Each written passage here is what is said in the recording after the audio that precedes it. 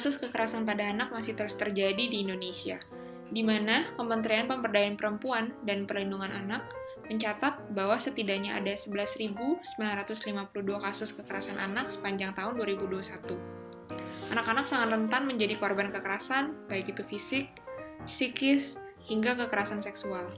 Hal ini akan berdampak pada psikologi anak, yang nantinya akan membekas sepanjang sisa hidupnya, seperti trauma, stres, bahkan ingin bunuh diri. Berdasarkan data tahun 2022, sebanyak 58,6% kasus kekerasan terhadap anak adalah kasus kekerasan seksual.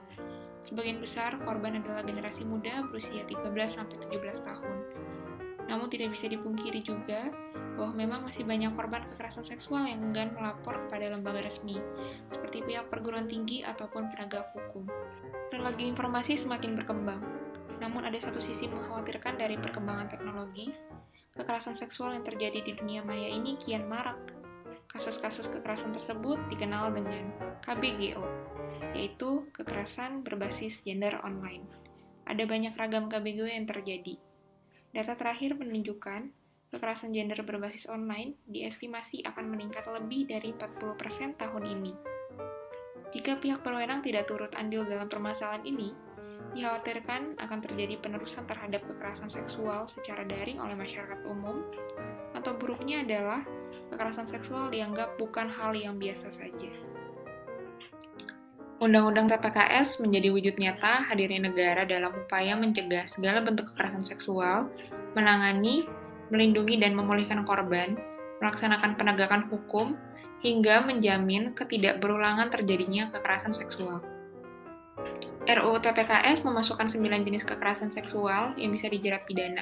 Dari jumlah itu, beberapa di antaranya merupakan jenis kekerasan seksual yang marak beberapa waktu terakhir di internet atau media sosial, yang dimana diatur dalam pasal 14. Sebelumnya, penanganan kasus tersebut di Indonesia masih sangat terbatas, karena belum ada payung hukum yang jelas.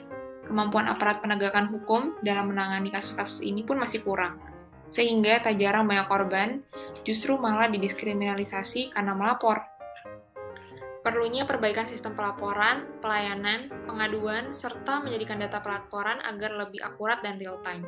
Kementerian Pemberdayaan Perempuan dan Perlindungan Anak atau Kemen PPPA meluncurkan layanan call center sahabat perempuan dan anak yaitu SAPA 129. Kemen PPPA telah menyusun proses bisnis layanan rujukan akhir yang komprehensif bagi perempuan dan anak dengan 6 layanan standar dalam penyediaan layanan rujukan akhir bagi perempuan korban kekerasan dan anak yang memerlukan perlindungan khusus, yaitu pelayanan pengaduan, pelayanan penjangkauan, pelayanan pengelolaan kasus, pelayanan akses penampungan sementara, pelayanan mediasi, pelayanan pendampingan korban. Pelayanan pengaduan merupakan pintu awal bagi perempuan dan anak korban kekerasan untuk melaporkan kasus yang dialaminya. Di samping institusi pemerintah dan teknologi yang bertanggung jawab akan perlindungan data pribadi, masyarakat pun perlu memproteksi diri dari serangan KBGO. Mengedukasi diri adalah poin esensial untuk memahami hak sebagai subjek data yang mencakup hak untuk mengakses, hak untuk berekspresi, dan hak untuk merasa aman. Dan juga jangan lupa untuk selalu berpikir 2 kali sebelum membagikan informasi pribadi atau mengunggah apapun di media sosial. Pengetahuan terhadap KBGO merupakan hal penting agar anak paham apa saja kekerasan yang terkait KBGO. Anak sebaiknya mengerti bentuk-bentuk hingga cara melaporkan atau menghadapi KBGO jika hal tersebut terjadi kepada mereka atau orang di sekitar mereka. Selain itu, orang tua juga perlu memberikan pemahaman mengenai keamanan digital dasar seperti menggunakan password yang kuat dan mengganti password secara berkala, serta mengecek jejak digital yang sudah berada di ruang publik.